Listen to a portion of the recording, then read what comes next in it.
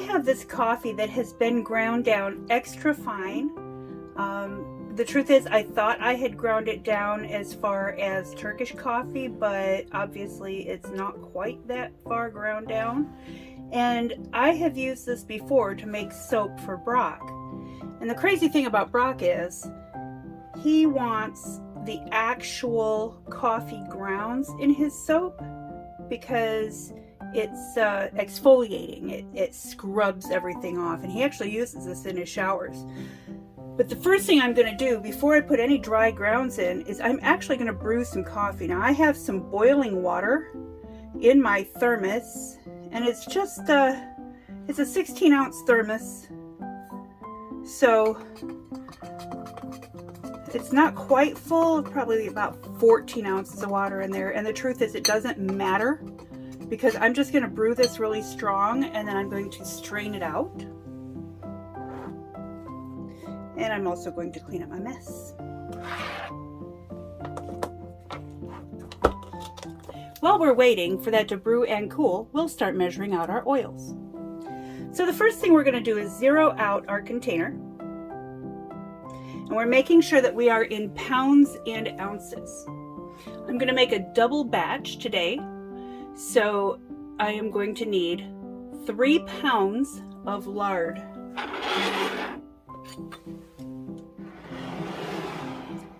I just made this lard yesterday, and I made it specifically for Brock so that I could make his soap at his request. So let's go ahead and pour this in. You'll notice this is kind of soft. It's not really firm like the stuff that you find in the grocery store, but it's not super soft either. This you would want to keep in your refrigerator. If you get leaf lard, that is more shelf stable if you put it in an airtight container and put it in a cool, dark place. So right now I have 2 pounds 11 ounces, 2 pounds 13, 2 pounds 14, 3 pounds and half an ounce. And when you're making soap, it's okay to have a little extra fat, but it is never okay to have extra lye unless you've calculated a super fat into your soap. So there is our lard. We're going to set that aside. Our next ingredient is coconut oil. Now, coconut oil is very drying, so you don't want that to be your largest amount of oil in your soap, but it gives it a firmness that you don't get with lard or olive oil. So we're going to use 2 pounds of coconut oil. Let's go ahead and turn this. Maybe you can see the numbers.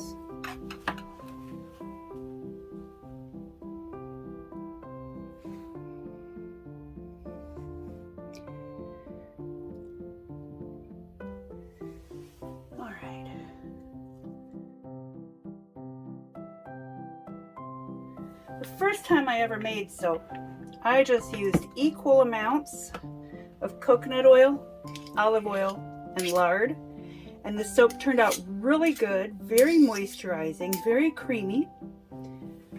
But what it didn't do was it wasn't as hard as I wanted it to be. So next is olive oil. And I am using refined olive oil and 15% extra virgin olive oil. And the reason is that it was cheaper. Now, I used to purchase olive oil pumice online in a big can. And I could still get that if I wanted to order it and wait for it. And that would still be even cheaper. So we zero out the container and we want 3 pounds of olive oil.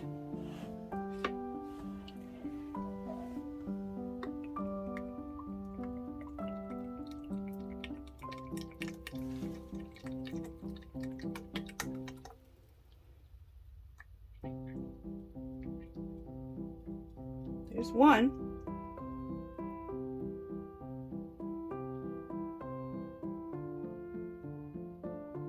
Two.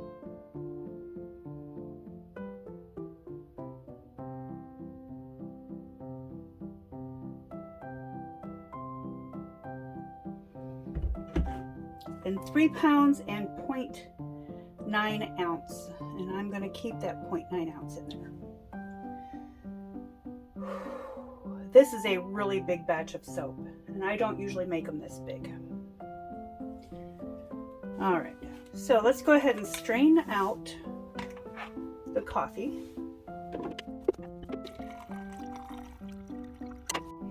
All right, so the coffee is mostly cool. It's not steaming anymore, it's just a little bit warm. So I'm going to go ahead and measure out or weigh out the liquid for this soap. All right.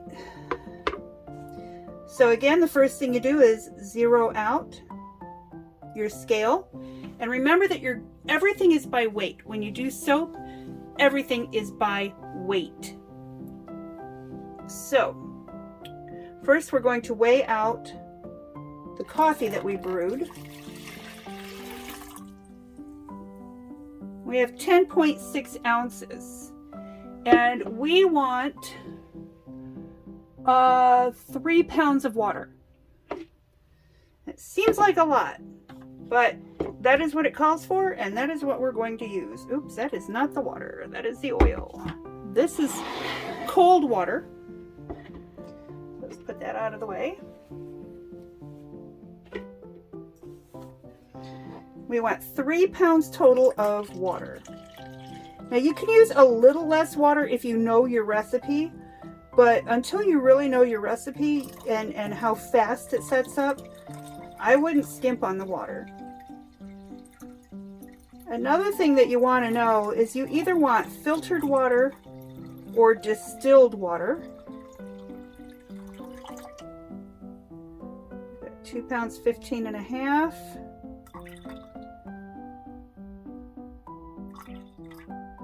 15.9. We have 3 pounds of water. I'm going to set that aside. Pardon my arm. Okay. Now here is the next part. We are going to need to measure out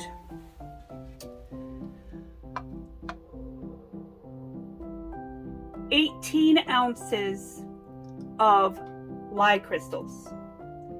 18 ounces is 1 pound and 2 ounces of lye. So I'm actually getting out 2 containers just in case. Actually, I'm going to change this. I'm going to use that one. Zero that out.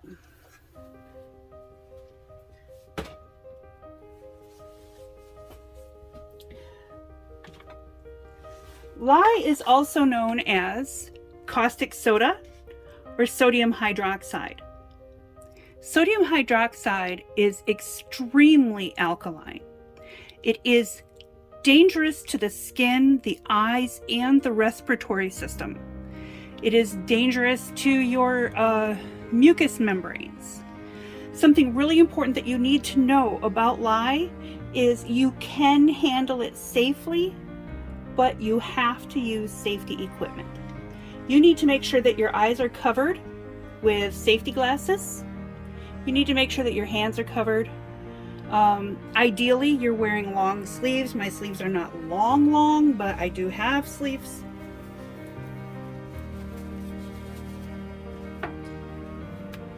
In the past, I have used dishwashing gloves, and you can absolutely do that. Use dishwashing gloves, and those are longer. They protect your wrist better.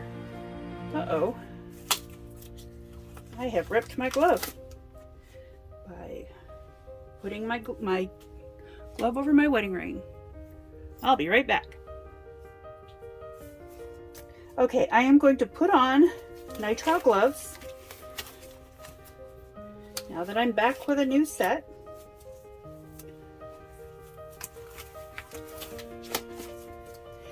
You also want to make sure that whatever tools you use are bone dry.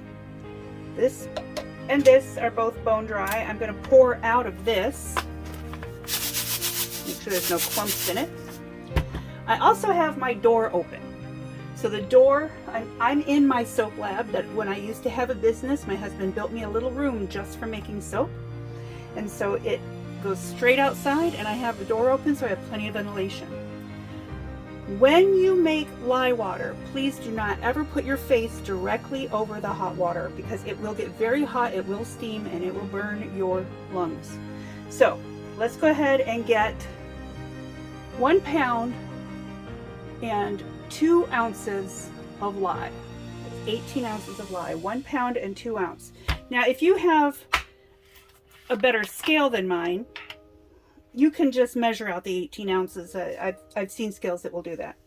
Mine wants you to do pounds and ounces. So that's what we're going to do. Try not to breathe in any powder that might come up out of this. That's 11 ounces. That's 1 pound. I'm going to seal this up and I'm going to put it directly in the trash.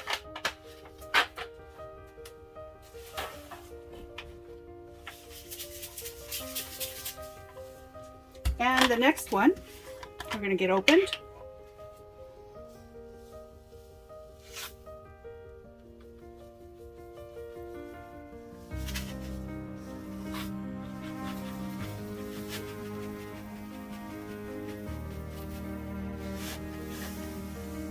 £1 pound and 2.9 ounces. So it is okay to go over on water. It is okay to go over on oil, but it is never okay to go over on lye. So we're going to pull some of this back out.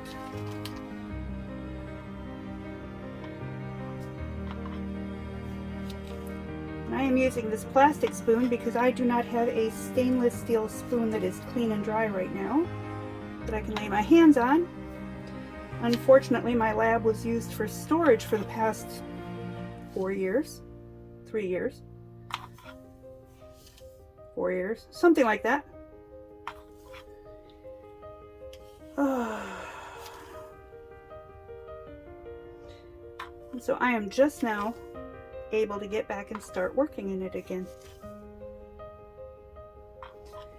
So tell me, should I start up my soap making business again? I know that the market is extremely flooded, but once I get back to Michigan and start raising my own hogs, I can absolutely use that lard. And when we start raising our own beef, I can use that tallow and make a farmhouse soap that will be absolutely lovely and wonderful. So we have 1 pound, 2 ounces of lye, and we're going to move this right out of the way.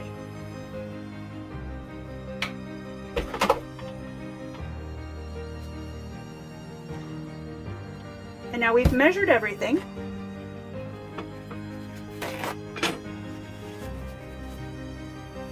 We're going to wipe up the scale.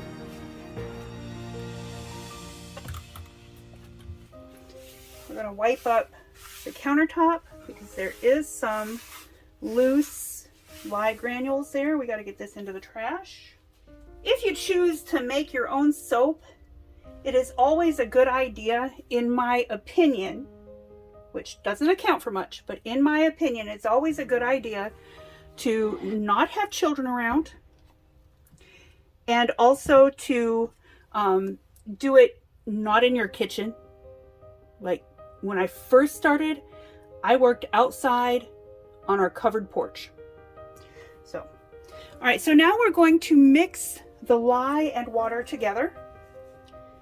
And the easiest way to do that is just to pour. Now, what you need to know. There you go. What you need to know when you're mixing your lye with your water is you always add lye to water, never the other way around. If you pour water into your lye, your dry lye, your lye crystals, it can cover the top and then cause a reaction that will like make it explode, and you will have a volcano of wet active lye coming up at you. But we're going to stir and slowly add the lye crystals to the liquid while we are stirring.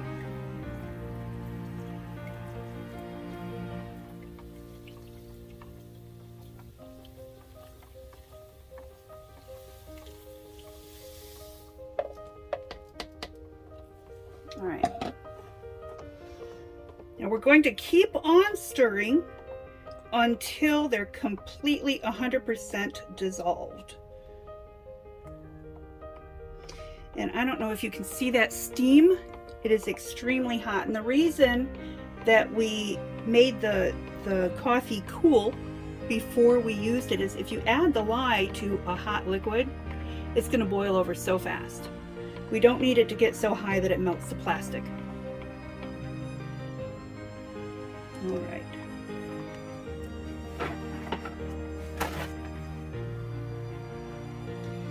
Set that aside right there.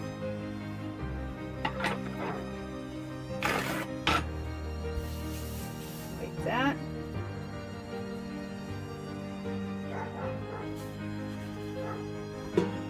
This is a stainless steel pot. You cannot use aluminum.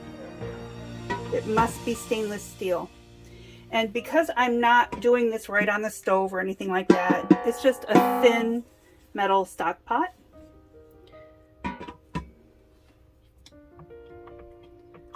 So let's go ahead next. We're going to put our solid fats. We're going to start with the coconut oil. We're going to put the coconut oil right in the pot. There we go. And you took the time to measure it. You better scrape it all out.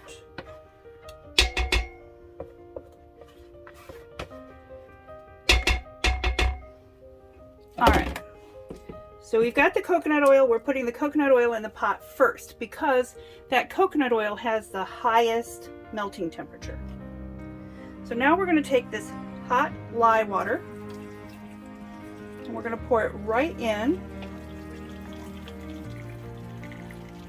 Trying to make sure it doesn't splash anywhere.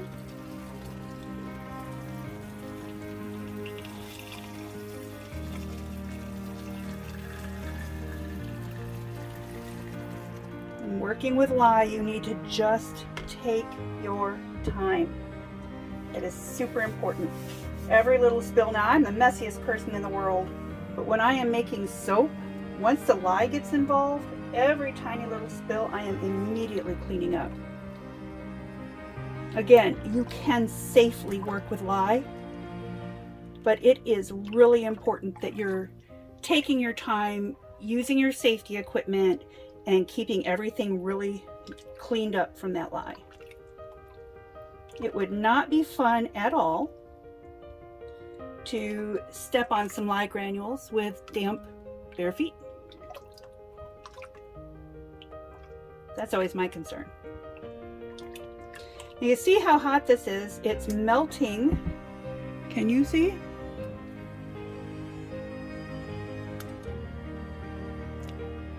There we go.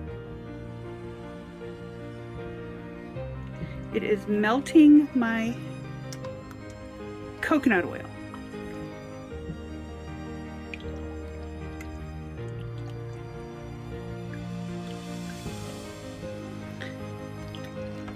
So did I mention you never want to use aluminum when you're making soap? And the reason that you never use aluminum is because it will have a bad reaction with the lye. You'll also find that if you make homemade pretzels and you boil them in baking soda, you can't use aluminum because it'll turn everything black. Well, that's exactly what will happen if you use anything that is very alkaline with aluminum. All right, so that's almost completely melted. Next, we're going to add, pardon me for being right-handed here for a second, carefully. My lard is rather soft, so it's okay. I can be very careful, but if this was in such a way that I couldn't safely pour it in, I would just scoop it in a little bit at a time, because I don't want that lye water to splash.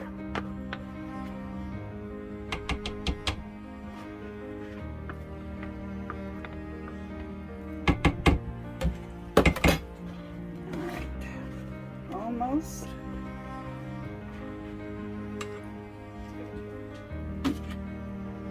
Now we're going to go ahead and get this mixed in.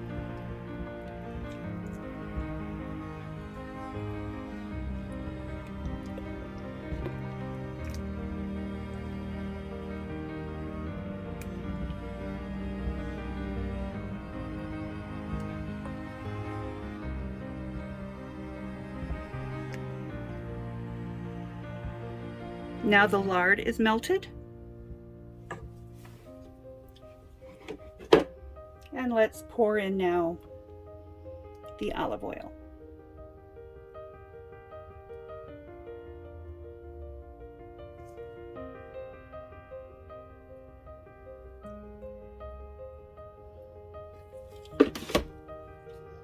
Get those out of the way.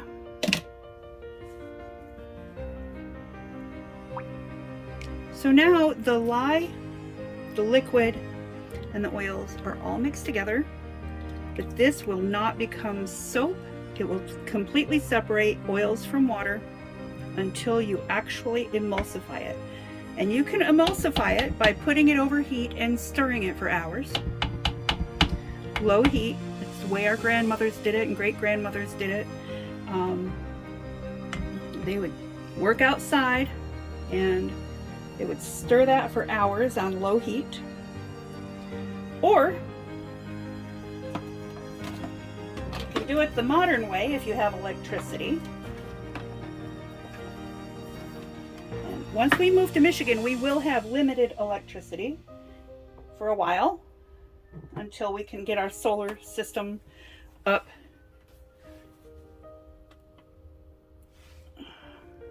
Okay, so I am going to use an immersion blender, and I'm tipping it to get any air bubbles out of that so that it doesn't splash up. And I'm going to start on low, and I'm keeping that blender down pretty darn low. And I'm just going to mix it until all of the oils and the water stay together. It's going to get kind of thick. Some recipes will get thicker than others. But once we get to the point where the oil and the water do not separate, that's the point where we have reached what's called trace.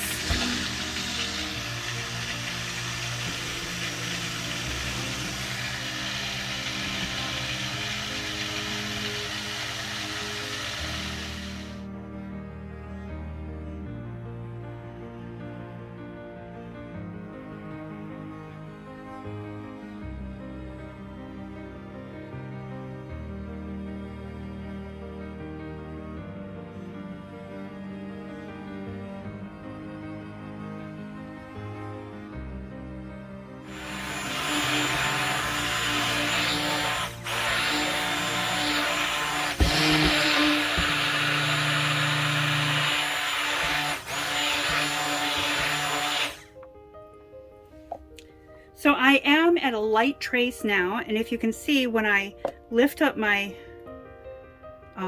my mixer and swirl it around, you can see just it kind of leaves a trail, I suppose you could say. It leaves a trail that's raised up there.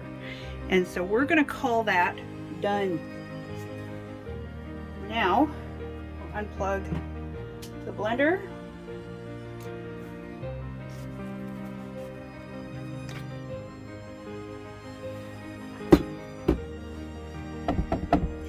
just going to put this right in with my dirty dishes there, my dirty soap dishes.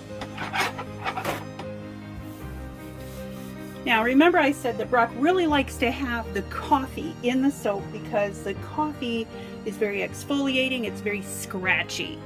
Okay, if you get itchy, this is scratchy. Now I'm just going to put, I think this is a 4 teaspoon. It might be a 2 tablespoon. I think this is a 2 tablespoon measure. And I'm going to put 2 of these into this soap batter just like that. Dirty dishes.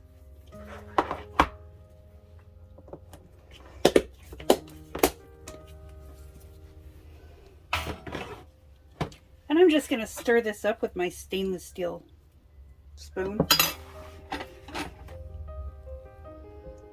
And we're just going to go ahead and stir. Mix it all in. I don't want to mix this with my stick blender. I don't think it would harm it if I did. I'm just going to stir it in.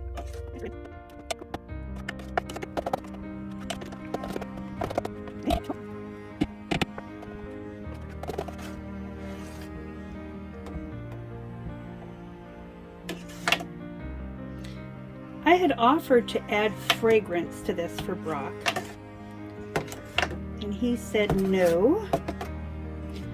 And the reason is because he wears cologne, and he doesn't want his soap to interfere with his cologne, and I'm good with that.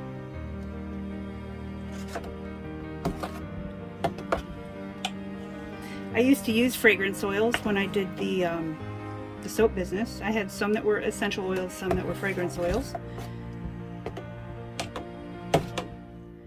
But I always bought phthalate-free fragrance oils. I don't know if that made a difference, or if there's other toxic stuff in the synthetic fragrances, probably. But he said no fragrance. So that's what we're doing, no fragrance.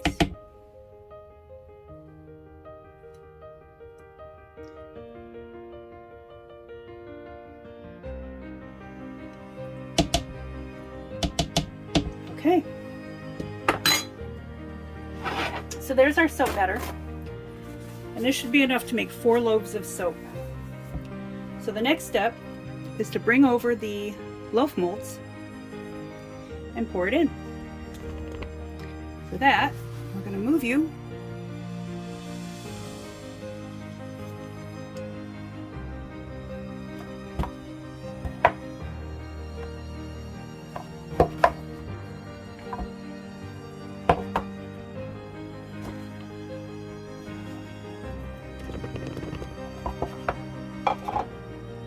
So because this pot is so big and heavy, I want to be safe. I'm going to scoop everything out with this Tupperware measuring cup.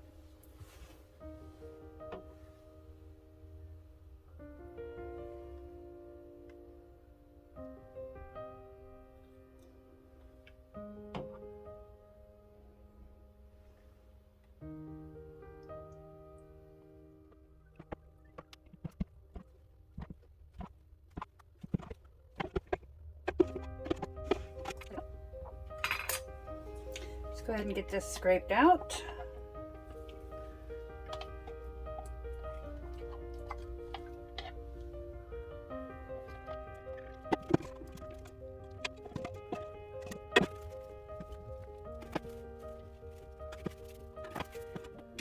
So there we have it.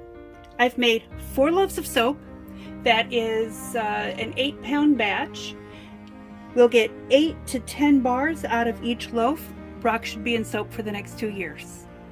It can be kept cool and dry. It must be dry, must be cool, and it should last for a couple of years before it starts to turn.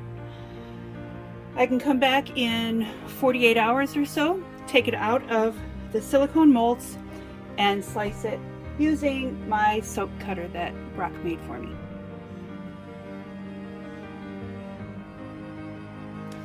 Okay, it's been 2 days And it is time to unmold the soap. So we just take it out of the box. We're going to separate it from the sides, just like that. And I just have some freezer paper right there, so all we do is just pull it out, just like that.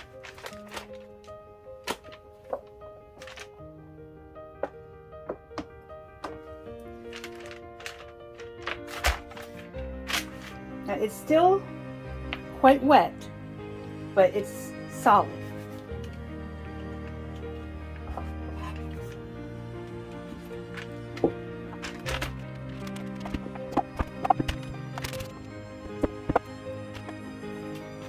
So there we have 4 whole loaves of soap. The next step is going to be to cut them. This is the soap cutter that Brock made for me. And go just like that. I can cut myself several bars of soap. Now we do still need to get another set of guitar tuners in order to be able to finish so that I can cut the whole loaf all at one time. So all we do, I don't have to make the ends pretty because this is for home use. So I just set it there and press down. You don't want to go too fast.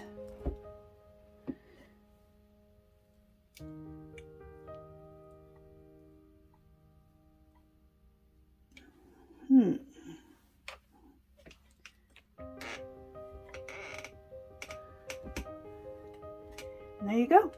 We have bars. And there you have it. I've cut all of the soap. I've separated it so that it can dry. We're going to let this cure for 6 to 8 weeks before Brock starts to use it. But we've got about a 2-year supply of soap for one person. As long as you keep it cool and dry, it ought to last that long. And I made this with lard that I rendered myself. So if you're homesteading and you're getting lard to render, you can definitely use some of it to make soap.